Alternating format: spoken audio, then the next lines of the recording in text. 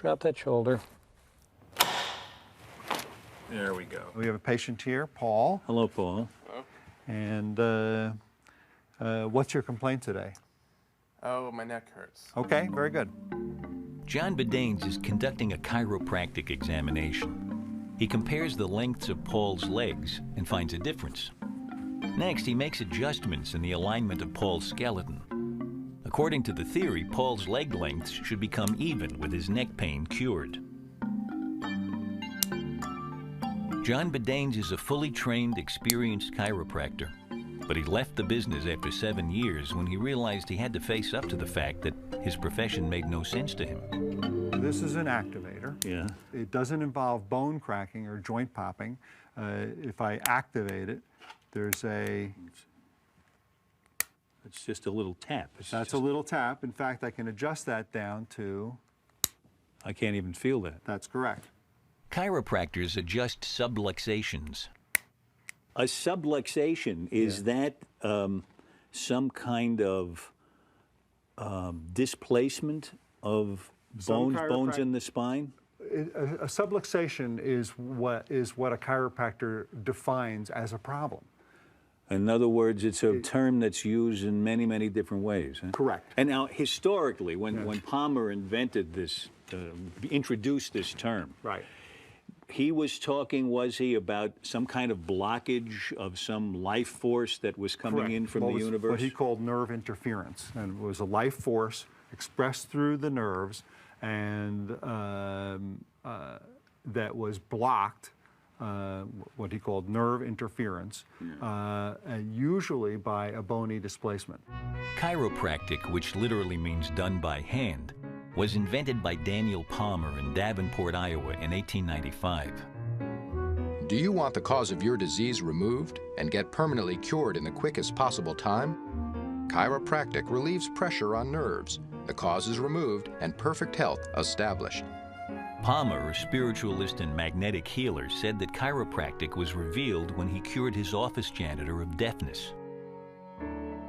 The janitor said his deafness had started when something gave way in his back. Palmer takes up the story. An examination showed a vertebra racked from its normal position.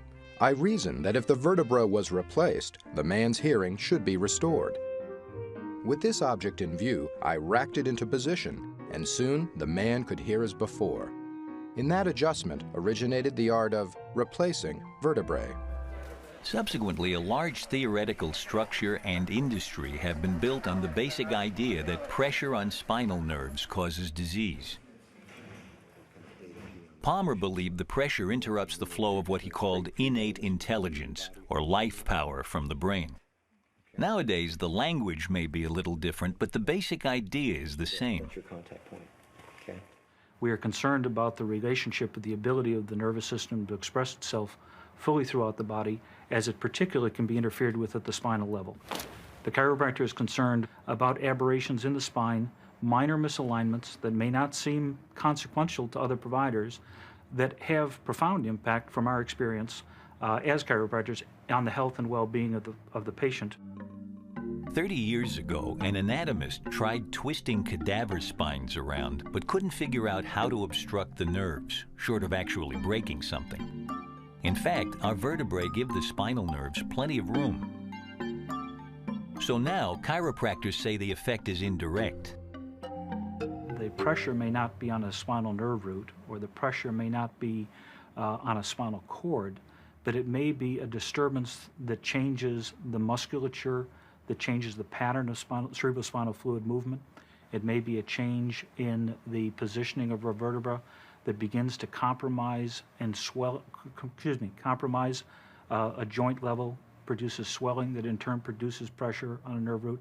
So the early concepts of chiropractic of being direct nerve pressure have given way to concepts of indirect pressure. Hi, Kimberly. Hi, Dr. Nice Rowe. to see you again nice today. To see you too. So tell me, how did you respond to our last visit? Really good, actually. I was feeling really good after, thank you. And since then, you've been feeling? I've been a little sick for the past week.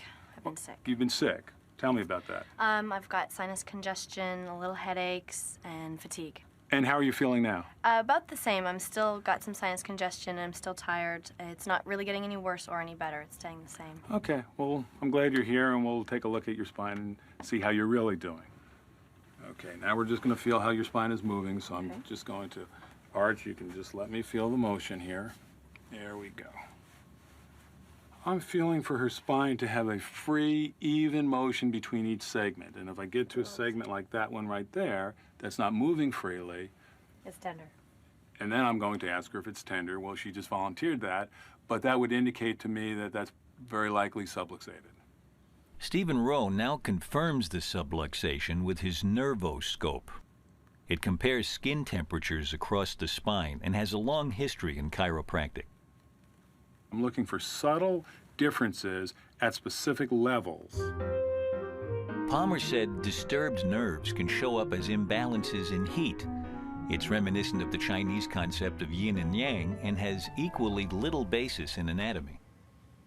Having located Kimberly's subluxation, Stephen Rowe now uses an X-ray to plan the adjustment procedure. I'm looking for factors like whether she has a proper curve, proper neck curve, a proper thoracic curve, and a proper lumbar curve. Then I'm looking intersegmentally between each segment, intersegmentally, as to how they align. She has what's called a base posterior sacrum, where her sacrum is misaligned in relationship to the fifth lumbar, and that's what we'll be adjusting on her. This, for a chiropractor, would be a curve that needs to be fixed. It needs to be straightened out. Now, is it possible to straighten it out with the With the methods that people adjustments using people's Well, hands? like I say, I don't think that it is. I don't think that major changes, in spinal configuration can be made. But that's not the point. The point is that it's never been demonstrated that the shape of the spine has anything to do with disease or health. Good. Just bring your pelvis a little back. Nevertheless, in a procedure repeated many times over in chiropractors' offices across the country, Kimberly gets her spine adjusted. Okay, Kimberly, just relax, nice and easy. Let that belly go forward. There we go. I feel great. The popping noise that joints can make is often interpreted by chiropractors and patients to mean the bones have moved. In fact, it's just dissolved gas being released in the joint fluid. These joints are similar to the joints in my finger. My finger has two little bones and is wrapped, there's a space between it like this, and that's wrapped in a joint capsule with fluid.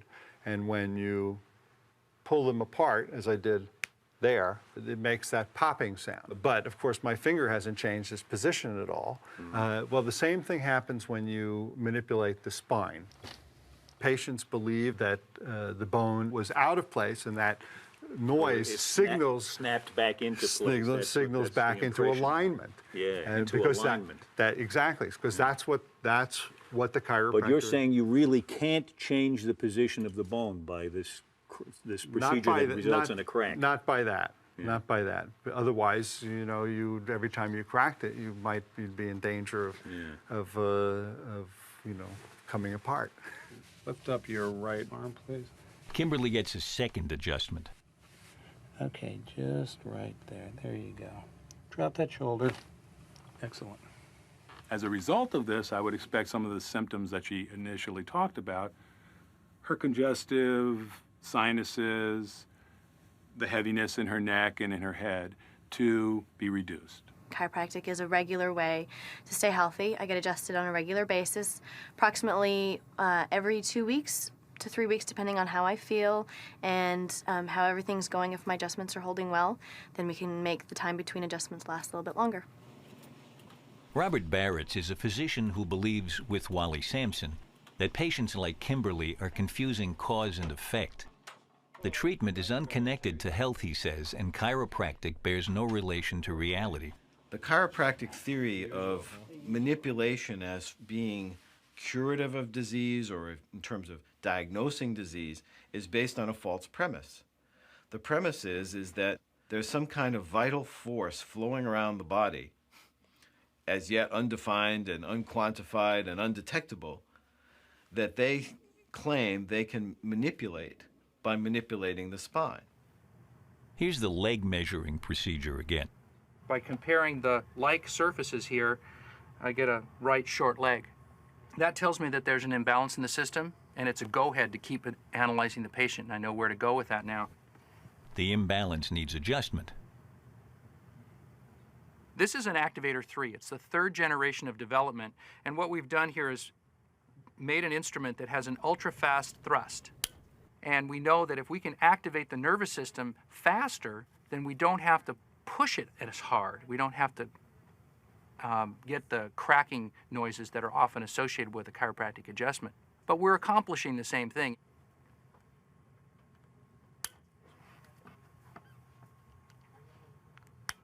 And then I go ahead and check the leg length again, and the legs are now even. That tells me that I've made a good correction. If someone says they can measure leg lengths as being different, and that's the basis for their diagnosis, what is the diagnosis? First of all, it's normal to have leg lengths that are of different lengths. That's true in almost everyone. Lift your head up, back down. The length of the leg is not determined by the spine. It's determined by the bones of the leg. And by manipulating the spine or the back, you're not going to change that because those bones aren't going to change their length by any form of manipulation unless you break them. It's easy not only for the patient to be fooled, but the chiropractor too. Small changes in this position like Right, this right, can right. fool the You- practitioner yes, if their expectation, yes. It's longer over here than it is over there. correct. If patients feel relief, it's fair to ask if it really matters if chiropractic makes sense. But there is one problem. Some forms of chiropractic involve violent manipulation. Many techniques concentrate on the nerves of the neck, including this one called toggle recoil. The upper cervical spine specifically, which is what this technique focuses on, is the only area of the body where you can directly access the nervous system. It's got, and this is just physiology and neurology, it's got 400 to 500 times the amount of mechanoreceptors, proprioceptors, things of that nature that go directly into and affect the way your brainstem functions. So if there's a problem in that area, we want to know about it. The chiropractor believes this patient's neck bones are at the wrong angle. They must be adjusted. You see some lines drawn in here, and there's a number. It says 26 degrees. That's giving me an idea of the atlas plane angle. Go ahead. Chiropractors have always maintained that neck manipulation is safe, with maybe 1 in a million procedures causing injury, no worse than many other health treatments. Scoop right in into my contact. I'm going to set the headpiece. And that's it. But beginning in the mid-1990s with this book by an injured patient, the safety of neck manipulation has been increasingly questioned. Going to a chiropractor and having your neck manipulated is extremely dangerous. Now, can many people have it done and not have a bad outcome? Sure they can. Do you want to take that risk, is the question. Do you want to be the one who gets the paralysis? Because every year there are hundreds of people who get their necks manipulated, have their vertebral arteries torn by chiropractors, and end up paralyzed. Many chiropractic adjustments are made by first laterally flexing the head and turning it like this. This manipulation puts a severe strain on one of the 2 vertebral arteries leading to the brain.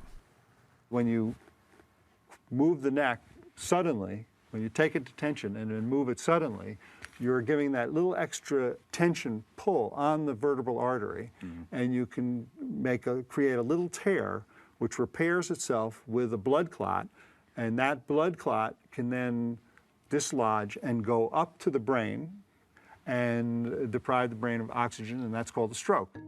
It's very hard to know how often this type of stroke is caused by chiropractors. Good statistics don't exist. But a recent Canadian study estimated that 20% of all strokes caused by artery damage could be a result of neck manipulation. That translates into more than 1,300 strokes a year in the U.S.